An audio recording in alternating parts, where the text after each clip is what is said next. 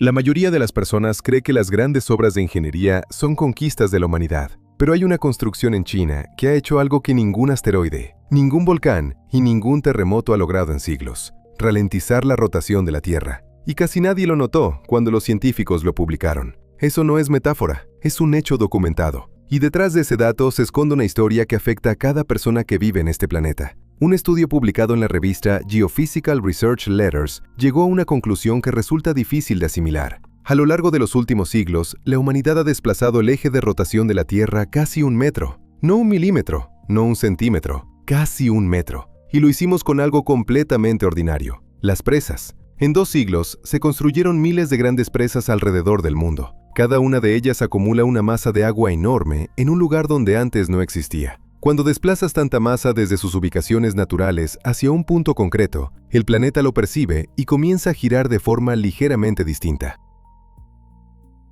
Pero entre todas esas presas, hay una cuya contribución al desplazamiento del eje no tiene comparación con las demás. Una pared de más de 1 kilómetro de longitud y tan alta como un edificio de 60 pisos.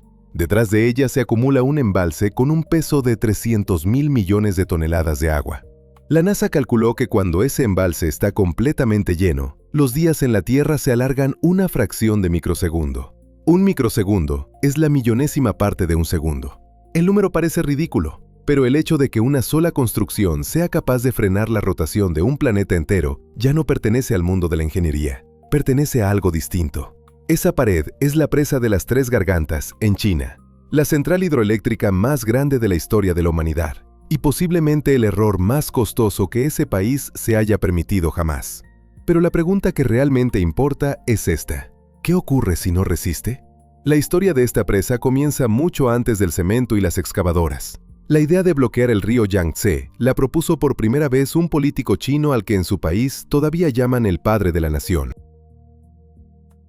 El Yangtze es el río más largo de Asia y el tercero más largo del mundo. En sus orillas viven cientos de millones de personas. El planteamiento era sencillo: bloquear el río, instalar turbinas y dejar que el agua las hiciera girar sin parar. Pero en los primeros años del siglo XX, China era un país agrario desgarrado por guerras civiles. Un proyecto así era simplemente imposible. Después llegó otro líder, y con él regresaron las razones para retomar la idea. El Yangtze se desbordó con una violencia que todavía se considera una de las inundaciones más devastadoras en la historia del país. Decenas de miles de personas murieron. Una cantidad de población equivalente a la de un país europeo de tamaño mediano quedó sin techo. Después de algo así, domar el río de una vez por todas se convirtió en una necesidad política. Ese líder llegó incluso a escribir poemas sobre el día en que una presa cruzaría el Yangtze. Pero durante su vida la construcción nunca llegó a comenzar. Había demasiadas otras urgencias. El proyecto no se retomó hasta principios de los años 90. El entonces primer ministro, ingeniero de formación que había estudiado en la Unión Soviética, se convirtió en el principal impulsor de la iniciativa. Ese año, el proyecto se sometió a votación en el Parlamento chino. Y entonces ocurrió algo que allí casi nunca sucede. De casi 3.000 diputados, el proyecto fue apoyado por menos de 2/3. Varios cientos votaron en contra, otro grupo se abstuvo, y una parte ni siquiera presionó el botón. Para un parlamento donde las decisiones suelen tomarse por unanimidad casi total, aquello fue una rebelión. Hasta hoy, ninguna otra decisión en la historia de la República Popular China ha generado tanta resistencia. Pero no fue suficiente. La construcción fue aprobada. En diciembre de ese mismo año, las primeras excavadoras comenzaron a morder las orillas del Yangtze. Las obras se prolongaron durante más de 10 años. El complejo completo no entró en funcionamiento hasta principios de la década de 2000, y algunos elementos se terminaron varios años después. El resultado fue una pared tan alta como un edificio de 60 pisos, con decenas de turbinas enormes en su interior, cuya potencia total es comparable a la de varias centrales nucleares funcionando al mismo tiempo. El embalse se extendió casi 600 kilómetros río arriba. En él caben decenas de millones de piscinas olímpicas. Y esta mole estuvo a punto de romperse desde adentro. Durante uno de los veranos más intensos de las últimas décadas, la cuenca del Yangtze sufrió las crecidas más graves en mucho tiempo. 5 oleadas de inundación llegaron una tras otra, sin pausa. En el momento más crítico, el agua entraba al embalse a una velocidad brutal. El nivel alcanzó una marca récord en toda la historia de la instalación. Entre ese nivel y el máximo absoluto para el que fue diseñada la estructura, quedaban menos de 10 metros. 10 metros entre todo en orden y perdimos la presa. Para evitar que la presión destruyera la estructura desde adentro, los operadores abrieron las compuertas y liberaron deliberadamente un volumen enorme de agua río abajo. Provocaron una inundación para evitar una inundación infinitamente peor. Cientos de millones de personas, aguas abajo, esperaban y rezaban para que la pared aguantara. Aguantó. Pero fue entonces cuando China reconoció públicamente, por primera vez, que la presa mostraba deformaciones en algunos puntos. Las autoridades se apresuraron a añadir que todo estaba dentro de los parámetros de diseño. Detrás de las cifras siempre hay personas. Para llenar el embalse fue necesario reubicar a más de 1 millón de personas. Decenas de ciudades, cientos de pueblos y miles de aldeas quedaron completamente bajo el agua. La gente recibió compensaciones y nuevas viviendas, pero cualquiera que haya tenido que abandonar un lugar entiende lo que significa dejar atrás la casa donde vivieron tus abuelos y tus bisabuelos. Junto con esas aldeas, desaparecieron bajo el agua miles de sitios arqueológicos, templos antiguos, tumbas, pinturas rupestres, asentamientos de miles de años de antigüedad. Los arqueólogos tuvieron poco tiempo y pocos recursos. Lograron estudiar solo una pequeña parte. El resto yace ahora bajo capas de agua y sedimento para siempre. Y hay un hallazgo que todavía no deja dormir a los historiadores. En una de las tumbas excavadas antes de la inundación, encontraron los restos de una persona sin cabeza, ni parte superior del cuerpo. Nadie pudo explicarlo con claridad. ¿Un ritual antiguo? ¿Una ejecución? ¿Una costumbre de un pueblo del que no sabemos prácticamente nada? Esa pregunta se fue bajo el agua, junto con miles de otros enigmas. El Yangtze, antes de la presa, era uno de los ríos más vivos del planeta. En él habitaban criaturas que no existían en ningún otro lugar del mundo. El delfín de río chino, una especie de agua dulce que había sobrevivido millones de años, dejó de ser detectado tras una expedición exhaustiva por el río. La especie fue declarada funcionalmente extinta. Un destino similar sufrió el pez espátula chino, un enorme pariente del esturión que sobrevivió a los dinosaurios. A la presa no sobrevivió. Hay otro tema del que se prefiere no hablar. En el fondo del embalse se descomponen árboles inundados, plantas, restos de aldeas. Esa descomposición produce metano, un gas de efecto invernadero incomparablemente más dañino que el dióxido de carbono.